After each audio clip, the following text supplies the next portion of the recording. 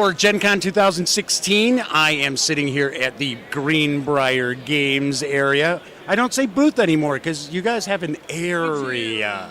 It's starting to get like we're like real life, big time. And this is Julie Ahern, and I always mispronounce your name, so I got it right this time. Thank you. And we're going to talk about some of the new releases because you guys have plenty cooking. Yeah, absolutely. So I'm just going to go down the line if that's all right. Yeah. All right, cool. So for Yashima, which came out last year, we have our new expansion. So I've got 2 of them here. We've actually got 3, but I've got the Icy Peaks and the Deep Woods. So they add, each one adds an additional player to the game. So now you're at 6 players that can play. I would say I think that this one's my favorite. They're pretty crazy powerful, so if you like the grand gesture of like throwing down your card and being like, and I demolish you, that's the expansion for you. I play every game. Yes. So weird. So many people. I play Carcassonne and I throw a tile down and go, ah. So yeah, and the characters are pretty fun. The writing is amazing, of course. Who did the writing for these games? Oh, well, it was me. Oh, well. I know. I know. Amazing. So those are new. Then we have partnered with a group down in Australia to bring you Burger Up, which is a fun, quick pickup, more of a party game. And so you throw the burgers on the Barbie? I don't know. Oh, it's from Sure. Australia. Well, sure, that's what we do. And it's a fun. It's a deck building game. You're building your burger to make it the best burger you can. And so it's. Do you have any legal issues with Fuddruckers, anything like that? Aren't they supposed to be the greatest? Right, the greatest ever. I think we were pretty careful about it. And of course, the art was done.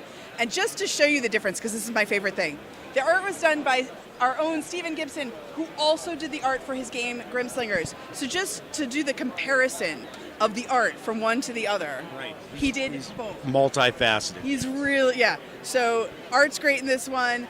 Art is also great in Grimslingers, which is our hotness for this. So the art's great, but how does it play? It plays really fun. It plays 3 different ways. You've got your 15-minute quick pickup game where you're just using your basic core spells to beat the other person in a shootout duel. So let's delve a little deeper into Grimslingers because that and we can talk a little more about Burger Up too, but Grimslingers is your kind of like your premier release, I would say. It's And just so for people who don't know, this is a weird Western setting, which I have a weird affinity for the like Weird West. Yeah. Because I love history. I'm out west all the time, and of course, it's so I started fantasy. diving right into the mechanics because I've been in that mode all morning. But yeah, no, it's you are a Grimslinger. You're a Grimslinger. It's all about theme. And you're in a futuristic Wild West, like an alien, where aliens are a thing, and you have so people who are familiar with like a Deadlands role-playing game, it's kind of a setting, sort of along those lines. And as a Grimslinger, the storyline is you wake up and you have a vague recollection of who you might have been before, but most of it Kind of like I was this morning. like I am right now. And you've been hollowed out, and wires and mechanisms and magic are now holding you together, and you are the Iron Witch's puppet. Oh, getting depressed. No. So you the PvP, you're in training. You're fighting each other to learn how to become a Grimslinger.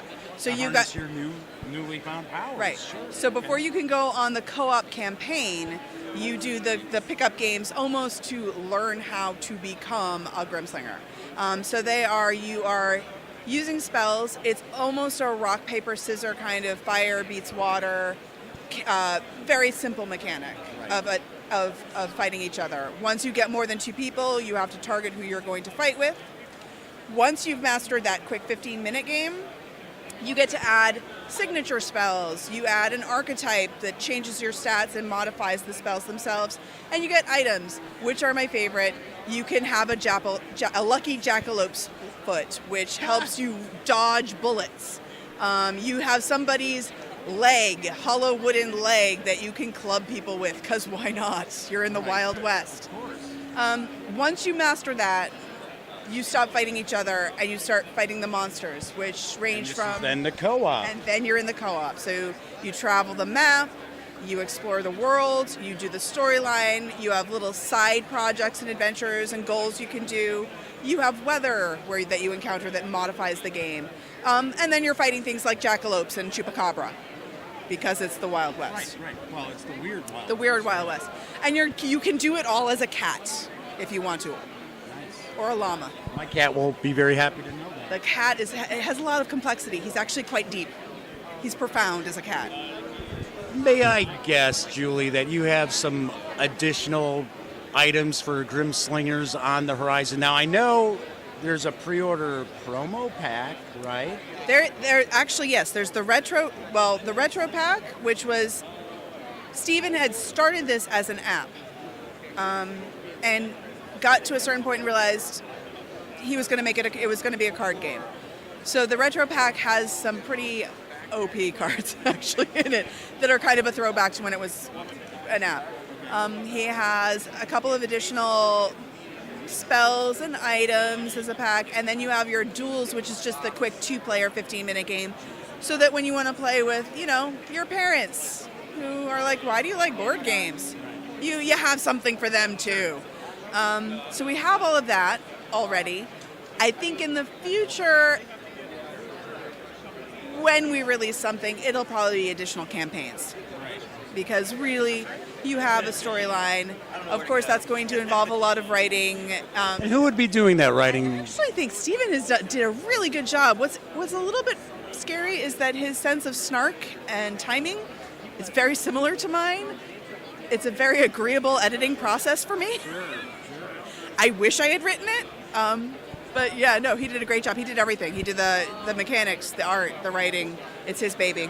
We're very proud of what he did for it and glad to have him.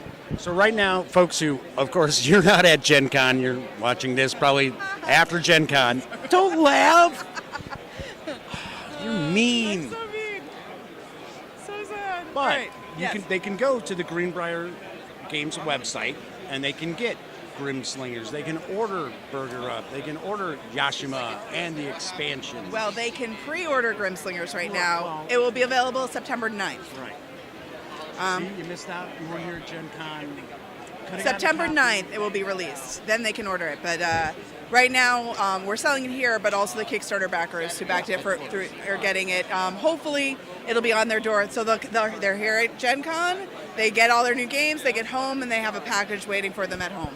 Because for many Gen Con attendees, it is frustrating to back a Kickstarter, go to Gen Con, see that game being sold, and then be told that, well, you guys have to wait 3 more months for your games. And it's like, I will what? say they could have picked it up here. They did have that option. So many of them did opt to just show up and say, "Hey, have my game," and because yes, we don't want to make the Kickstarter backers angry. They are our fans, and we want to keep them as such. Right, and it's part of the lifeblood of the industry now. Right. Especially since our next Kickstarter will be for Aegis, which is the next one coming up right after I get back from Gen Con. That starts up. And I spoke to the designer of that game last year, and if memory serves me correctly, it's a game where you have robots, and they actually combine together to become bigger robots that combine together to become bigger, badder robots. Right, it's like Voltron on steroids. You can keep combining, so you have these cute little adorable robots that kind of pew pew pew, and then they combine, and they're a little bit more meat to them, and then you can become right. you become the Hulk of robots, and you crush, and the other ones are pew pew pew. So it's a arms race of trying to level up quickly but you using your resources wisely across the board. What else you got on the horizon? After that, You're able to tell me. I can absolutely tell you about Champions of Hara, which Hara, H-A-R-A, Hara. That one will come afterwards. Walter, who's been working on the mechanics of Zepocalypse, so that's being made and Folklore is being made. Once those are signed off on and all in manufacturing, he will get to finish up his game, which is a different worlds colliding. So you have miniatures that travel the board, but the board shifts as the worlds collide. So your whole board can be lifted up and moved. So you're trying to get from point A to point B, and suddenly B has moved all the way across the entire planet. So you I hate when that happens. I know, all the time. So each character has different abilities. You're working semi-co-op to stop the shifting and the rifts and the monsters coming through it from destroying, but you're trying to be the best at it as you go. And that's the basics of it. It's beautiful. We've already got the miniatures done for it. A lot of the components, the mechanics are done. We just need to finish the rule book, and then it will be good to go. And then I'm sure a game that's of interest to some viewers would be Dragon Tides. Now, I understand you guys are going to release it. We are selling it. We are selling it because we have been contracted to finish the Kickstarter fulfillment. We have gotten a lot of the fulfillment done, but based on the resources we were given, we still have our European backers, or the European backers, to finish fulfillment. So all of the sales revenue is going directly to fulfilling the rest of the backers. It's going out to the backers. The backers will get that game. Exactly. So what we did here at Gen Con was we made a special Dragon Tides Gen Con specific game. We are releasing it as a free PDF so that you can download it and play it. So everybody who has it now can just have it and use it as a play, so that if you weren't at Gen Con and you missed Gen Con, there's a little slice of Gen Con in there. We go to actual locations, so the Boffer Weapon Arena, the dungeon crawl. Bruce Lee and his team fight the people there, so that it was a fun little kind of, if you didn't get to be here, at least you get to be here a little bit. Bruce Lee and his team get to go beat up other exhibitors in the hall, right? They go to different companies, not Greenbrier Games, obviously. Obviously not. No, so the premise is the people who are cast as the heroes were invited to be special guests of Gen Con. The characters cast as the villain were not invited and were sad and upset, so they decided to try to take all of the revenue from all the ticket sales to get back at the Gen Con employees. And it's up to the heroes to stop them. But it's a shell game. They're not sure who the real villain is. So you're trying to go around and find clues to figure out which of the real villains is the real villain.